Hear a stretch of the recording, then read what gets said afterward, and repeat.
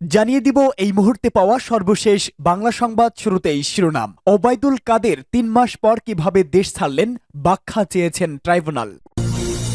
পরেই জানাবো বরগুনায় হাসিনাকে ফেরাতে গোপন শপথ, ভিডিও ভাইরাল। এদিকে নির্বাচন করতে ইসি প্রস্তুত বলে জানিয়েছে সিইসি নাসিরউদ্দিন। পরেই জানাবো মোদির টুইট বার্তার প্রতিবাদ জানালো জামায়াত ইসলাম।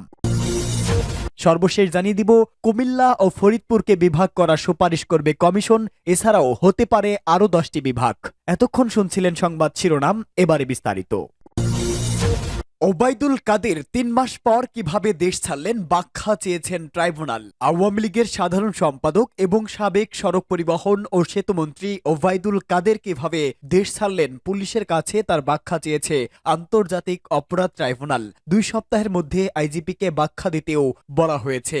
আন্তর্জাতিক অপরাধ ট্রাইব্যুনালে গণহত্যা সহ মানবতা বিরোধী অপরাধ সংগঠনের অভিযোগে দায়ের হওয়া মামলার শুনানি শেষে chief prosecutor advocate Mohammad Tajul Islam এ তথ্য জানান। তাজুল ইসলাম বলেন, আওয়ামী লীগের সাধারণ সম্পাদক ওবায়দুল কাদেরের বিরুদ্ধে গ্রেপ্তারি পরোয়ানা জারি হওয়ার পর 3 মাস তিনি দেশের মধ্যেই ছিলেন। এরপরও তিনি কিভাবে বিদেশে চলে গেলেন সেটি আইন শৃঙ্খলা রক্ষাকারী বাহিনীর কাছে জানতে চেয়েছেন আদালত। তিনি বলেন, যদি কেউ আদালতের নির্দেশনা থাকার পরও কাউকে পালাতে সাহায্য করেন তাহলে আইন অনুযায়ী তার বিরুদ্ধে ব্যবস্থা নেওয়ার সুযোগ রয়েছে। এর আগে ট্রাইব্যুনালের প্রসিকিউটর আব্দুল্লাহ আল নোমান জানিয়েছে, জুলাই ও আগস্টের গণহত্যার ঘটনায় মানবতা বিরোধী অপরাধের অভিযোগে দায়ের করা 2 মামলায় শেখ হাসিনা ও ওবায়দুল কাদের সহ 46 জনের বিরুদ্ধে তদন্ত 1 মাসের মধ্যে শেষ করার নির্দেশ দিয়েছিল ট্রাইব্যুনাল। তদন্ত শেষ করে আজ প্রতিবেদন দাখিলের কথা ছিল। তাদের মধ্যে আছেন সাবেক আওয়ামী লীগের সরকারের মন্ত্রী আনিসুল হক, ফারুক খান, দীপুমণি, আব্দুর রাজ্জাক, শাহজাহান খান, কামাল আহমেদ মজুমদার, গোলাম দাস্তাগির গাজী, আমির হোসেন আমু ও কামরুল ইসলাম। আরও আছেন সাবেক উপদেষ্টা তৌফিক ই ইলাহি চৌধুরী ও সালমান এফ রহমান এবং সাবেক প্রতিমন্ত্রী জোনায়েদ আহমেদ পলক, ওয়ার্কার্স পার্টির সভাপতি রাশেদ খান মেনেন, জাসদ সভাপতি হাসানুল হক ইনু, সাবেক বিচারপতি শামসুদ্দিন চৌধুরী মানিক এবং সাবেক স্বরাষ্ট্র সচিব জাহাঙ্গীর আলম। ছাত্র জনতার আন্দোলন দমাতে গণহত্যা সহ মানবতা বিরোধী অপরাধ সংগঠনের অভিযোগে গত 17 অক্টোবর সাবেক প্রধানমন্ত্রী শেখ হাসিনা ও তার সরকারের সাবেক মন্ত্রী, প্রতিমন্ত্রী সহ 46 জনের বিরুদ্ধে গ্রেপ্তারি পরোয়ানা জারি করে ট্রাইব্যুনাল। 27 অক্টোবর আওয়ামী সরকারের সাবেক 10 মন্ত্রী, 2 উপদেষ্টা, অবসরপ্রাপ্ত 1 বিচারপতি ও সাবেক 1 মহাসচিব সহ মোট 14 জনকে গ্রেপ্তার দেখিয়ে 18 নভেম্বর আন্তর্জাতিক অপরাধ আদালতে হাজিরার নির্দেশ দেওয়া হয়। সে অনুযায়ী 18 নভেম্বর সাবেক 9 মন্ত্রী সহ 13 আসামিকে আন্তর্জাতিক অপরাধ ট্রাইব্যুনালে হাজির করা হয়। প্রসঙ্গত, বৈষম্য বিরোধী ছাত্র আন্দোলনের মধ্যে 5 আগস্ট শেখ হাসিনা সরকারের 15 বছরের শাসনের অবসান ঘটে। বরগুনায় হাসিনাকে ফেরাতে গোপন শপথ, ভিডিও ভাইরাল। বরগুনায় মহান বিজয় দিবস উপলক্ষে শেখ হাসিনাকে দেশে প্রত্যাবর্তন করতে আওয়ামী লীগের অজ্ঞাত স্থানে বসে শপথ পাঠের এক ভিডিও ছড়িয়ে পড়েছে সামাজিক যোগাযোগ মাধ্যমে। তবে এই শপথ পাঠের স্থান ও সময় নিশ্চিত হওয়া যায়নি। এছাড়া ব্যানারে বিভিন্ন বিষয় লিখে বেলুনে ওড়াতেও দেখা যায় ওই ভিডিওতে। গত সোমবার রাতে প্রায় 2 মিনিট 10 সেকেন্ডের এই ভিডিওতে দেখা যায় বরগুনার একটি অজ্ঞাত স্থানে আওয়ামী লীগের অল্প সংখ্যক নেতাকর্মী একত্রিত হয়েছেন।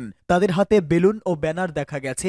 ব্যানারে লেখা ছিল, শেখ হাসিনার হাত ধরে জঙ্গি জামাত খতম করো, মুক্তিযুদ্ধ আঁকড়ে ধরো। এতে বরগুনা জেলা ছাড়াও কয়েকটি উপজেলার নাম উল্লেখ ছিল।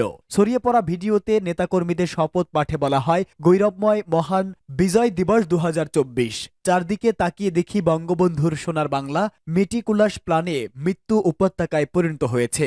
স্মার্ট বাংলাদেশকে দ্রব্যমূল্যের জিন্দাবাদী কলঙ্কে পরিণত করার ষড়যন্ত্র চলছে। গণতান্ত্রিক ব্যবস্থাকে ছারখার করে প্রধানমন্ত্রী শেখ হাসিনাকে দেশ থেকে বাধ্য করা হয়েছে। এই নৈরাজ্যকর পরিস্থিতিতে আমরা মহান সৃষ্টিকর্তার নামে শপথ করছি যে জঙ্গি জামায়াত বিএনপির অগ্নিসন্ত্রাস, পুলিশ জনতা খুন, লুটপাট, অবৈধ দখল, নিষ্ঠুর হামলা, গায়েবী মামলার সমুচিত জবাব দেব। গরিব দুঃখী মেহনতি মানুষকে সঙ্গে নিয়ে মৃত গৌরবকে ফিরিয়ে আনব।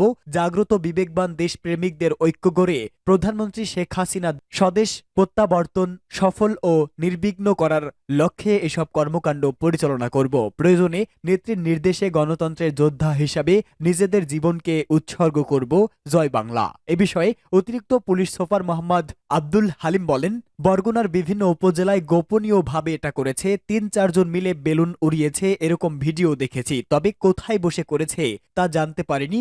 দৃষ্টিগোচর হয়েছে, পরবর্তী আইনগত ব্যবস্থা নেওয়া হবে।